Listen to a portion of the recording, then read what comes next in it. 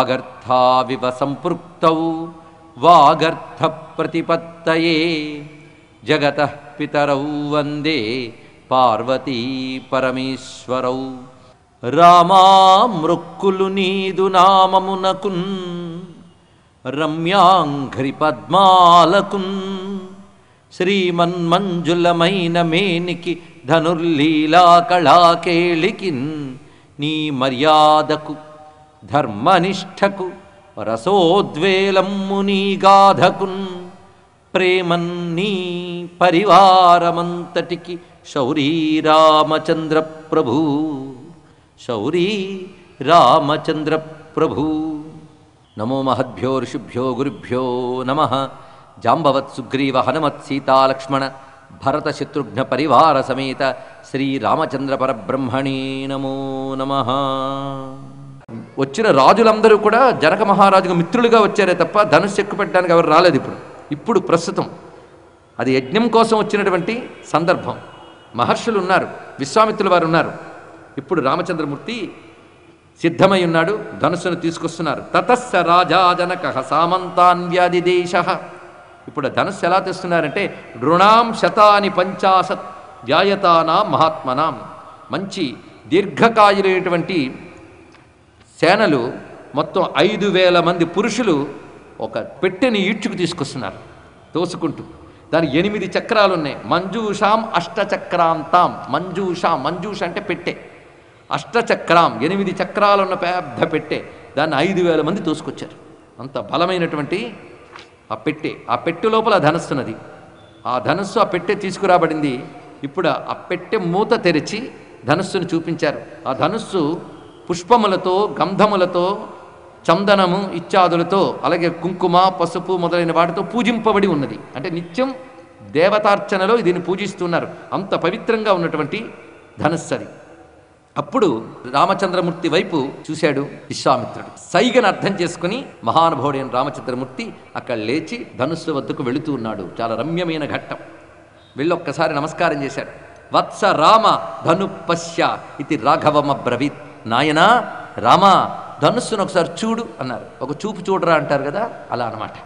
ధనుస్సును ఒక్కసారి చూడు అనగానే బ్రహ్మర్షిర్వచనాద్రామో ఎత్ర తిష్టతి తద్ధను.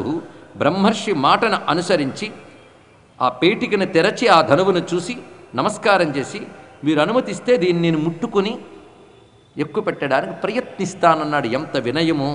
ఇదం ధనుర్వరం బ్రహ్మన్ సంస్పృశామి ఇహ పాణినా యత్నవాంశ భవిష్యామి తోలనే పూరణే పిభ.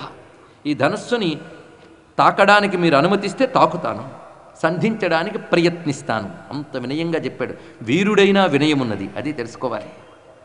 అప్పుడు మందహాసం చేసి ముట్టుకోలే, చూద్దాం అన్నాడు విశ్వామిత్రుడు. అంతే అన్నప్పుడు అద్భుతమైన మాట. తాటకా ప్రాణపథ నిరాఘాట మూర్తి కోటి మారీచ ధునన బాహాట శక్తి క్షుద్ర దైతేయ కోటి సంస్ఫోట భయద తాకవే ఇంతియే చాలు ధనువునకును. సంబోధన రాముడిని ఎలా పిలుస్తున్నాడంటే, ఆ తాటక ప్రాణాలను అపహరించినవాడా, మారీచుడిని ఎగరగొట్టినవాడా, క్షుద్రుడైన రాక్షసుల పాలిటి భయంకరమైన స్వరూపమైన నువ్వు ఆ ధనుస్సును చూస్తే చాలు ఆ ధనుస్సు పని అవుతుందన్నాడు. వెంటనే ఒక్కసారి నమస్కారం చేసి ఆ ధనుస్సును తీస్తున్నాడు. అత్యద్భుతమైన సన్నివేశం ఇప్పుడు కనబడుతున్నది. ఎప్పుడైతే ధనుస్సుపై చెయ్యి పెట్టాడో, పైగా ధనుస్సుకు మధ్యలో లస్తకము అంటారు దాన్ని. లస్తకం అంటే గ్రిప్, మధ్య భాగం పట్టే చోటు. దాని మీద చెయ్యి పెడుతున్నాడో లేదో పైన అంతఃపురం సౌధంపై కనబడుతుంది. అంటే ఆ సభాభవనంలో ఆ పై మేడ పై భాగంలో అంతఃపుర కాంతర కదలిక వినబడింది. అంటే అంతఃపుర స్త్రీలు కదులుతున్నారు. ఎవరా అని చూశాడు ఒక్కసారి. ఇటు ధనుస్సు మీద చెయ్యి పెడుతూ అటు చూశాడు. చూసేటప్పటికల్లా అక్కడ చెలికత్తెల మధ్య స్వర్ణకాంతలతో సీతామహాలక్ష్మి దర్శనమిచ్చింది. రామచంద్రమూర్తి ఒక్కసారి చూశాడు. ఆశ్చర్యం. కంటికి సీతమ్మ కనబడుతోంది, చేతికి ధనుస్సు అందుతోంది. ఒకే సమయంలో రెండు. ఎంత చిత్రమైన అంశం! ఈ సమయంలో శ్రీ రఘురామచంద్రునకు చిత్తము జానకిపై కరమ్ము విస్ఫార శరాసలస్తకముపై యుగపత్క్రియ చిత్రితమయ్యే. యుగపత్క్రియ అంటే ఇంగ్లీష్లో సైమిల్టేనియస్లీ అని అంటారు. ఏకకాలంలో ఏం జరుగుతోంది అంటే, ఒక్కసారి సీతమ్మను చూశాడు, చూపుతో పాటు మనస్సు సీతమ్మను పట్టుకుంది. చెయ్యి ధనుస్సుని పట్టుకుంది. అలా చూస్తూనే ధనుస్సు బయటకు తీశాడు. అసలు దాన్ని కదల్చడమే మహాకష్టమే. ఎంత సులభంగా అవలీలగా ధనుస్సుని పైకెత్తాడు. ఆ ఎత్తినప్పుడు ఎలా ఎత్తాడు అంటే, ఆయన ఎప్పుడు ధనుస్సుకి తాడు చుట్టాడు ఎవడికి తెలియలేదు. తీసేటప్పటికి తాడు బిగిసి ఉంది. ఎందుకంటే ధనుస్సుని పెట్టేటప్పుడు తాడు బిగించి పెట్టరు. తాడు వేరుగా ధనుస్సు వేరుగా ఉంటుంది. ఎక్కువ పెట్టేటప్పుడు మాత్రమే దాన్ని తాడుని బిగించాలి. కానీ రామచంద్రమూర్తి ఎప్పుడు బిగించాడా తెలియనంత వేగంగా బిగించాడు. అంటే ఆ ధనుస్సును అంత చక్కగా పట్టుకుని కదిలించి సులభంగా బిగించాడు అంటే సామాన్యుడు కూడా అక్కడే తెలుస్తున్నది. ఇతరులు కనీసం కదల్చలేనటువంటి ధనుస్సుని అవలీలగా చేత్తో పట్టి తీశాడు. ఇక్కడ అది ఎలా తీసి ఉంటాడు అంటే అసలు పెట్టెలోనే ఆ ధనుస్సుని వంచి తాడుతూ చుట్టాడేమో. మంజూషలోని అమర్చి కోణం బందు నొక్కి త్రాటన్ కొప్పు ఎక్కువ పెట్టే కాబోలు. కొప్పు అంటే ధనుస్సుకి ఆ కొస ఈ కొస, దీన్ని కొప్పులు అంటారు. అందుకే మంజూష అంటే పెట్టని చెప్పుకున్నాం. మంజూషలోని అమర్చి కోణం బందు నొక్కి త్రాటన్ కొప్పు ఎక్కువ పెట్టే కాబోలు మంజూషిక వినిర్గమనంబు వేళకే జ్యావల్లి బిగిసియుండే. పెట్టె నుంచి తీసేటప్పటికే వింటినారి బిగిసి ఉన్నది. ధనుస్సుని నిలువుగా పెట్టడాన్ని ప్రయత్నించాడు. కానీ తాళప్రమాణమౌ ధనువు జానకి దృష్టికి అడ్డంబుగా వచ్చునంచు ఎంచె కాబోలు అడ్డంబుగా చేసే ధనువు. ధనుస్సుని చేత్తో పట్టుకున్నాడు. పెద్ద ధనువు అది. అది సీతమ్మ చూపుకి అడ్డొస్తుంది అనుకున్నాడేమో, దాన్ని అడ్డంగా చేశాడు. ఒక్కసారి ఎంత అందమైన భావాన్ని చూపిస్తున్నారు. కళ్ళకు కట్టినట్లు వర్ణిస్తున్నారు ఇక్కడ. తాళ ప్రమాణమౌ ధనువు జానకి దృష్టికి అడ్డంబుగా వచ్చునంచు ఎంచె కాబోలు అడ్డంబుగా చేసి ధనువు తాడు పిడిబాకు ఓలె వ్రీలలాగి, బాకును లాగినట్టుగా తాడుని లాగాడు. వెంటనే అతని దృష్టికి జానకి యాగలేదు, అతని కృష్టికి శివధనుస్సాగలేదు. సీత పూజడ వెన్నుగా శిరసు వంచే చెరకు గడవోలె నడిమికి విరిగధనువు. అతని దృష్టికి జానకి యాగలేదు, అతని కృష్టికి శివధనుస్సాగలేదు. కృష్టి అంటే లాగడం, దృష్టి అంటే చూడడం. అతని దృష్టికి జానకి యాగలేదు. ఎప్పుడైతే రాముడు చూపు ఒక్కసారి పడిందో సీతమ్మ వెంటనే సిగ్గుతో తల వంచింది. తల వంచినప్పుడు ఎలా కనబడిందంటే ఆ తలకి పూల జడ వేసి ఉన్నది. మహారాజ తనయ యువరాణి ఆవిడికేమున్నదండి. అందుకే చక్కని అలంకారం చేసుకుంది ఆ తల్లి. ఒక్కసారి సిగ్గుతో తల వంచింది. అతని దృష్టికి ఆగలేక సీతమ్మ తల వంచింది. అతని కృష్టికి ఆగలేక ధనుస్సు విరిగింది. ఎలా విరిగింది అంటే చెరకు గడవోలె నడిమికి విరిగే ధనువు. చాలా తేలికగానే ఉంది మాట, ఏం కష్టం లేదు కదా. అంటే అంత తేలిగ్గా విరిగింది ధనుస్సు. అందుకే అంత తేలిగ్గా చెప్పారు ఇక్కడ. చెరకు గడవోలె నడిమికి విరిగే ధనువు. విరగడం అంటే సామాన్యంగా విరిగింది, కానీ ఆ ధ్వని వచ్చింది సామాన్యం కాదు. ఆ ధ్వని ఎంత గొప్పగా ఉన్నది అంటే ఆ ధ్వని విని అక్కడ స్పృహ తప్పకుండా ఉన్నవాళ్ళు కొద్దిమంది ఆ సభలో. ఎవరయ్యా అంటే విశ్వామిత్రుల వారు, జనక మహారాజు, రామలక్ష్మణులు తప్ప మిగిలిన వారందరూ మూర్ఛితులైపోయారు ఆ ధ్వనికి. అంత ధ్వని వచ్చింది. భూమికంపశ్చ సుమహాన్ పర్వతస్యేవ ధీర్యతః నిపేతుశ్చ నరాः సర్వే తేన శబ్దేన మోహితాః. ఎందుకంటే ఆ ధనువు సామాన్యమైన ధనువు కాదు, సాక్షాత్ పరమేశ్వరుడి చేతిలోని ధనువు అది. అలాంటి ధనువు ఎక్కువ పెట్టడము జరిగింది, విరవడము జరిగింది. ఇదేమిటయ్యా ఎక్కువ పెట్టమంటే విరిచేడు ఎందుకని చాలామంది అడగచ్చు. ఇది రామచంద్రమూర్తి స్పర్శకై ఉన్నటువంటిది. తర్వాత ఈ దివ్య ధనువుని ఇంకోరు ముట్టుకోవడానికి వీల్లేదు. అది ఆ ధనువు యొక్క సార్థకత కూడా అక్కడతోనే పూర్తయినది. అందుకే అవలీలగా తాడుని బంధించడమే కాకుండా చక్కగా ఎక్కుపెట్టి విరిచివేశాడు. ఆ విరిగిన ధ్వని ఎలా వెళ్ళిందంటే నిష్ఠావర్షదమోఘమేఘపటలి నిర్గచ్చదుజ్యోతిత స్పేష్ఠేరమ్మదవాలిక యుగపదజృంభన్ మహాఘోర బ్రహ్మిష్ఠస్ఫుర్జదు షండ మండిత రవాహీన క్రియాప్రౌఢిద్రాగిష్టం వై ఒక రావమెంతట నెసంగన్ చిన్న చాపంబునన్. వచ్చిన ధ్వని ఎంత విస్తారంగా వచ్చింది చూపించారు. ఏమైనా అర్థమైందా? ధనుస్సు విరిగిన ధ్వని ఎవరికి అర్థమవుతుందండి? ధ్వని అర్థం కాదు. ఆ ధ్వని ఎంత భయంకరంగా మోగిందో పద్యం అంత భయంకరంగా నడిచింది. ఇది కూడా విశ్వనాథ వారు రచించిన పద్యమే. చెరకు గడబోలే నడిమికి విరగ ధనువని తేలిగ్గా రాసిన మహానుభావుడు ఇంత ధ్వనిని కూడా అంత చక్కగా వర్ణించాడు ఇక్కడ. ఆ ధ్వని మారుమ్రోగింది. కొంతసేపటికి అందరూ తేరుకుని చూసి ఒక్కసారి హర్షధ్వానములతో వాళ్ళు తమ ఆనందాన్ని వ్యక్తపరిచారు. దివి నుండి దేవతలందరూ కూడా కుసుముష్టి కురిపించారు. హమ్మయ్య అనుకున్నాడు జనక మహారాజు. ఎందుకంటే ఆయనకి ఎప్పటి నుంచో దిగులుంది. ఈ సీతమ్మకి సరి అయిన దివ్యమైన వీరుడైన వరుడు దొరుకుతాడా అనేది. ఇప్పుడు కూడా ఇతడు వచ్చాడు, చాలా బాగున్నాడు, ఇతడు దొరికితే బాగుండు వరుడిగా.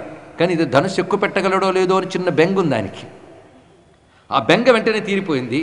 దానితో ఆనందంగా విగత సాధ్వసహ, లోపల ఉన్న దిగులు తీరిపోయి ఆనందంతో అత్యద్భుతమచించంచ నతర్కితమిదమ్మయా, వెంటనే జనక మహారాజు ఆనందం పట్టలేకంటున్నాడు, ఇలాంటి వీరుని ఇంతవరకు నేను చూడలేదు. ఎందుకంటే జనక మహారాజు కూడా మహావీరుడు, ఎందరో వీరుల గురించి తెలుసు. ఇప్పుడు ఈ పిల్లవాడు చేసిన పని, యువకుడు చేసిన పని అత్యద్భుతం, అంటే మహాశ్చర్యం, అచింత్యం, ఊహకు కూడా అందదు, ఇతరుల వల్ల సాధ్యం కానిటువంటి మహాపని చేశాడు ఇతను. అంతేకాదు ఇప్పుడు జనక వంశము యొక్క కీర్తి వర్ధిల్లుతోంది. ఎందుకంటే ఇటువంటి వాణిని మా సీతమ్మ చేపట్టబోతోంది, దానివల్ల జనక వంశము యొక్క కీర్తి వర్ధిల్లుతున్నది. సీతా ప్రాణైర్బహుమత దేయా రామాయ మే సుత, నాకు ప్రాణముల కంటే మిన్నయైన సీతమ్మను ఇప్పుడు ఈ రామునికిచ్చి వివాహం చేస్తాను అని సభలో ప్రకటించగానే సంప్రదాయబద్ధంగా వెంటనే కొంతమంది ప్రధానమైనటువంటి వ్యక్తుల్ని పిలిపించి, మీరు ఇక్కడి నుంచి అయోధ్యానగరానికి చేరి రామచంద్రమూర్తి విశ్వామిత్రుడితో వచ్చి ఇక్కడ శివధనుర్భంగం చేశాడని, నా నియమం ప్రకారంగా ధనుర్భంగం చేసిన ఆ వీరునికి నా కుమార్తె అయిన సీతమ్మని ఇచ్చి వివాహం చేయడానికి నిశ్చయించుకున్నాను అనేటువంటి మాటను చెప్పి వారందరినీ బయలుదేరి రమ్మను అనే వార్తని తెలియజేశాడు జనక మహారాజు. అప్పుడు ఆ ప్రధానమైన వ్యక్తులందరూ కలిసి బయలుదేరారు అయోధ్యకు. ఎక్కడ విరామం లేకుండా 3 రోజులు ప్రయాణం చేసి వాళ్ళు అయోధ్యకు చేరుకున్నారు. ఈ వార్త తెలిసిన వెంటనే దశరథ మహారాజు ఆనందపరచుడయ్యాడు. చూశారా విశ్వామిత్రుడు చేసిన పని, ఏదో యజ్ఞరక్షణ మిషతో తీసుకెళ్ళి అక్కడ చేసిన పని ఏమిటి, మంచి భార్యని రామచంద్రమూర్తికి అప్పగిస్తున్నాడు. ఇంకా ఏం కావాలి, మహర్షి యొక్క పని ఇంత గొప్పగా ఉన్నది ఇక్కడ. ఇవన్నీ చూస్తూ ఉంటే మహర్షులు ఏదో సంకల్పం పెట్టుకుని చేస్తున్న పని ఎలా ఉంది. రామాయణంలో మనం గమనించవలసిన ఒక అత్యద్భుతమైన అంశం ఏమిటి అంటే, రాముణ్ణి ఋషులు నడిపించారు. తర్వాత వనవాసంలో కూడా జరిగింది అదే పని. రాముణ్ణి వనవాసంకి పంపడం అంటే రాముణ్ణి ఋషులకు అప్పగించడం. అక్కడి నుంచి రాముని ఋషులే నడుపుతారు. ఋషులు ఎటు నడుపుతారు, లోకక్షేమం వైపు నడుపుతారు. ఇది తెలుసుకోవాలి. ఋషుల్ని మనం అర్థం చేసుకోవాలి. ఋషులకి తమకంటూ ప్రయోజనం ఏమీ ఉండదు, వాళ్ళ లక్ష్యం కేవలం లోకక్షేమం. దానికోసమే తపస్సులు చేస్తారు, దానికోసమే యజ్ఞయాగాలు చేస్తారు, దానికోసమే జ్ఞానాన్ని ప్రసాదిస్తారు. వాళ్ళ పనే లోకక్షేమం.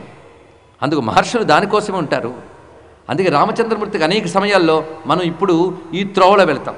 ఈ త్రోవ అనేక మంది మహర్షులు వెళ్ళిన త్రోవ. ఏష పంథ మమోద్దిష్ట, ఇది నేను చూపిస్తున్న ఈ త్రోవ ఎందరో మహర్షులు నడిచిన త్రోవ, నువ్వు ఆ త్రోవలోనే వెళ్ళాలి అంటాడు. ఇది బయటకు చూస్తే కథలా కనబడుతుంది, కానీ ఇందులో ఆంతర్యం పరిశీలిద్దాం. మేము చూపిస్తున్న త్రోవ, ఋషులు నడిచిన త్రోవ అంటే ధర్మము. అది ఇక్కడ ఋషులు చూపించిన త్రోవ అంటే ధర్మము. ఋషులంటే ఎవరు? ధర్మాన్ని బోధించేవారు ఋషులు. వేదమంతా ఋషులు దర్శించి ఇచ్చారు. అందుకే మన సంస్కృతి వేదం మీద ఆధారపడింది. వేదమనగా ఋషులు తపస్సులతో దర్శించిన అతీంద్రియ జ్ఞానము. ఇది ముందు మనకు తెలియాలి మన సంస్కృతి అంటే ఏమిటో. స్వామి వివేకానంద పాశ్చాత్య దేశాల్లో చెప్పాడు, అనేక మంది మహర్షులు అనేక తపస్సులతో దర్శించిన శాశ్వత సత్యాల సమాహారమే హిందూ మతము. ఇది స్వామి వివేకానంద హిందూ మతానికి ఇచ్చిన డెఫినిషన్, నిర్వచనం. పరిశీలించండి, మరొక్కసారి తెలుసుకోండి. అనేక మంది మహర్షులు తపశ్శక్తితో సంపాదించిన అతీంద్రియ దృష్టితో దర్శించిన శాశ్వత సత్యాల సమాహారమే హిందూ ధర్మం. కనుక ధర్మమంతా ఋషులు ఇచ్చారు. అందుకే మన ధర్మానికి సనాతన ధర్మం అనే పేరుతో పాటు ఆర్ష ధర్మము అని పేరు. అంటే ఋషులు ఇచ్చిన ధర్మం కనుక దీని పేరు ఆర్ష, అంటే ఋషుల సంబంధమైన అని అర్థం ఆర్ష శబ్దానికి. అటువంటి ఆర్ష ధర్మం మనది. అలాంటి ఋషులు మేము నడిచిన త్రోవ ఇది, నువ్వు ఈ త్రోవలో నడువు అని రాముడితో చెప్తున్నాడంటే అర్థం ఏంటి? ఋషులు నడిచిన త్రోవ, ఋషులు చూపించిన త్రోవ అంటే ధర్మము. ఆ ధర్మంలోనే రాముడు నడిచాడు. అంటే ఋషులు ఏ ధర్మాన్ని చూపించారో ఆ ధర్మంలో నడిచాడు రాముడు. అందుకు రాముడు నడిచిన త్రోవ, త్రోవకే అయనం అని పేరు. అయనం అంటే త్రోవ, ఆశ్రయము, దిక్కు అని 3 అర్థాలు. రాముడు నడిచిన త్రోవ రామాయణం. ఏమిటా త్రోవ? ఋషులు చూపించిన త్రోవ. రాముడు సొంతంగా తన త్రోవలో తాను నడవలేదు, ఋషులు ఏర్పరిచిన త్రోవలోనే నడిచాడు.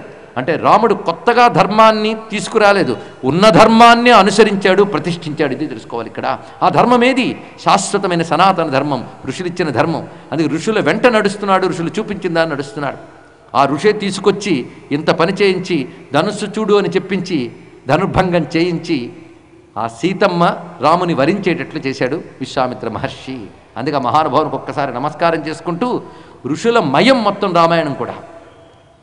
ఇటు దశరథ మహీపతి తన బంధుమిత్ర పరివార సమేతంగా తన రాణులతో మంత్రులతో అందరితో కలిసి ఉత్సాహంగా బయలుదేరాడు. ఆయన ఆనందమే ఆనందం. ఎందుకంటే రామమూర్తి యొక్క ఘన విజయం, అందున జనకమహీపతితో బాంధవ్యం చాలా బాగున్నది. తమ వద్ద ఉన్నటువంటి మరో 2 సంతానం ఉన్నారుగా, భరతుడు శత్రుఘ్నుడు, అదేవిధంగా కౌసల్య సుమిత్ర కైకేయి అందరూ కలిసి మరి పెళ్ళి కదా ఉత్సాహంగా బయలుదేరి వస్తున్నారు. అంతమంది బయలుదేరి వచ్చేటప్పటికి 4 రోజులు పట్టింది అందరికీ. అంటే మొత్తం ధనుర్భంగం చేసిన దగ్గర నుంచి ఈయన తిరిగి మిథిలకి చేరే వరకు 7 రోజులు మొత్తం. వాళ్ళు రావడానికి 3 రోజులు, ఇక్కడ వెళ్ళడానికి 4 రోజులు. ఎప్పుడైతే వీరందరూ చేరుకున్నారో అక్కడికి వెంటనే ఊరి పొలిమేర వద్దకి వచ్చి చక్కగా వారికి స్వాగతం పలికాడు మహానుభావుడైన జనక మహారాజు. వియ్యాల వారికి స్వాగతం పలుకుతున్నాడు. గత్వా చతుర్రహం మార్గం విదేహానభ్యుపేయివాన్ రాజాతు జనక శ్రీమాన్ శృత్వా పూజమకల్పయత్. వాళ్ళు వచ్చారన్న వార్త తెలిసిన వెంటనే వీళ్ళందరూ వెళ్ళి చక్కగా ఆనందంగా వారికి స్వాగతం పలికి సరి అని విడిదిల్లోకి తీసుకువెళుతూ అంటున్నాడు, రాఘవైస్సహ సంబంధాత్ వీర్యశ్రేష్ఠైర్ మహాత్మభి దిష్ట్యామే నిర్జితా విఘ్న దిష్ట్యామే పూజితం కులం. మేము అదృష్టవంతులం, భాగ్యవంతులం. అన్ని విఘ్నాలు తొలగిపోయాయి. సీతమ్మ కళ్యాణం ఎలా జరుగుతుందా అని దిగులు తొలగిపోయింది, విఘ్నాలు తొలగిపోయాయి. నా భాగ్యవశాత్తు రఘువంశం వారితో సంబంధం ఏర్పడింది. నేను నా కులము కూడా పవిత్రమయ్యాం, పూజ్యులమయ్యాం, అంటే గౌరవించదగిన వారమయ్యాం అని ఉత్సాహంగా చెప్తూ ఉన్నాడు జనక మహారాజు. ఈ విధంగా వారికి విడుదల ఏర్పాటు చేసిన తర్వాత ప్రశాంతంగా అందరూ సేదదీరారు. మరో రోజు సభ తీర్చబడింది. ఆ సభలో ఇప్పుడు వరణ అనేది జరుగుతోంది. ఇక్కడ నుంచి మన కళ్యాణ ఘట్టంలోకి ప్రవేశిస్తున్నాం. ముహూర్త నిర్ణయం దగ్గర నుంచి ఒక్కొక్కటి ఇప్పుడు తెలియాలి. ముందుగా మన ఇప్పుడు సంప్రదాయంలో ఏం జరుగుతుందంటే కళ్యాణ సమయంలో వరుడు యొక్క వంశాన్ని వధువు యొక్క వంశాన్ని చెప్తారు. ఇది వివాహ సమయంలో ప్రవర చెప్పడం అంటారు. వారు పూర్వీకులను ఒక్కసారి చెప్తారు. ఇక్కడ మనం భారతీయ వివాహం గురించి తెలుసుకోవాలి. ఎందుకంటే ఈ రోజుల్లో భారతీయుల పెళ్ళిళ్ళు భారతీయత ప్రకారం జరగడం లేదు. ఎవరికో కాంటాక్ట్ ఇచ్చేస్తారు, ఎవడో తెచ్చి పెడతాడు, ఎవడో తింటారు పాపం. అన్ని కాంటాక్ట్లే ఆఖరికి. ఇక ప్రధాన పురోహితుడు వచ్చి కూర్చుంటాడు. ఎవడయ్యా అంటే వీడియోగ్రాఫరు, వాడు తీస్తూ ఉంటాడు. వాడి కోసం వీళ్ళు చేసినవి మళ్ళీ చేస్తూ ఉంటారు. ఇక్కడ ఇంకా నిర్వాహకం ఉంటుంది, చెప్పలేం. ఇప్పుడు పెళ్ళిళ్ళ పేరుతో జరుగుతున్నవన్నీ కూడాను భారతీయ సంప్రదాయానికి చెందినవి కావు. అసలు నిజమైన హిందూ వివాహం చూడాలి అంటే కనబడదండి. అలాంటి పరిస్థితికి వెళ్ళిపోయాం మనం. అసలు పోయింది, ఆర్భాటాలు ఎక్కువైపోయాయి. కోట్లు కోట్లు పోటీలు పడి ఖర్చు చేస్తున్నారు. అసలు సంప్రదాయాలు లేవు. అసలు వివాహం ఎందుకో తెలియదు. వివాహం ఎందుకు? ఒక స్త్రీ పురుషులు కలిసి బ్రతకడానికి చేసుకునే ఒడంబడికి కాదు వివాహం. స్త్రీ పురుషులు కలిసి గృహస్థాశ్రమం స్వీకరించి పరంపరాగతమైన ధర్మాన్ని పాటించి ధన్యులు కావడం కోసం గృహస్థాశ్రమ స్వీకారం వివాహం. ఇది తెలుసుకోవాలి. మీ పిల్లలకు మొదటి నుండి చెప్పండి. మీరు పిల్లలకి ఇవేవి చెప్పకుండా బయటికి ఎటో పంపిస్తూ మీరు టీవీలకు అంకితమై కూర్చుంటే వాళ్ళు యుక్త వయస్సు రాగానే సాంకర్య వివాహాలు, మతాంతర కులాంతరాలు చేసుకుంటారు. తప్పు వాళ్ళది కాదు. అసలు వివాహం ఎందుకో మీరు చెప్పకపోవడం వల్ల పరంపరాగతమై తాతలు తండ్రుల నుంచి నీ దాకా వచ్చినటువంటి ధర్మాన్ని తర్వాత తరాలకు కొనసాగించి వంశవృద్ధి అనేది జరగాలి. సాంకర్యానికి వంశవృద్ధి ఏంటండి?